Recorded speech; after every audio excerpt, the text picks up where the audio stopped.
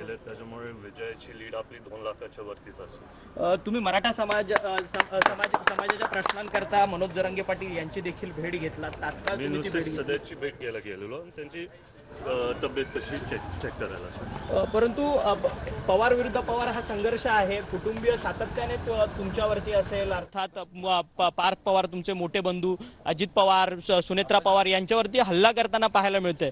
ही वैयक्तिक संपूर्ण लढाई झालेली आहे, विकास विरुद्ध भावनिक असा काहीसा ही संपूर्ण लढत झालेली आहे. हे बघा, तर त्यांच्या बाजूने मी बोलू नाही शकत. आमच्या बाजूने आम्ही कधीच कोणावरती टीका केलं नाही.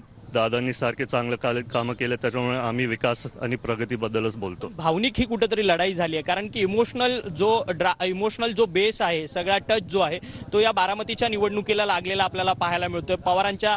शरद पवारांच्या खुद्द 22 दिवसांमध्ये जवळपास 51 सभा झाल्या, 42 डिग्री टेम्परेचर आहे. अशा परिस्थितीमध्ये पवार जे आहेत, शरद पवार ते सभा घेतात आहेत. त्यामुळे याचं एक सिंपती क्रिएट वेव्ह जी आहे ती करण्याचा प्रयत्न आहे.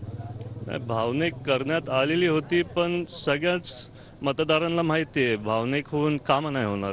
तर तुम्ही व्हिडिओज बघितले असतील, रील्स बघितले असतील, लोक बोलतात भावनिक होऊन कामं होणार नाही. त्याच्यामुळे सगळ्यांचं प्रेम दादांवरती आहे. खरं तर धन्यवाद, तुम्ही आमच्याशी बातचीत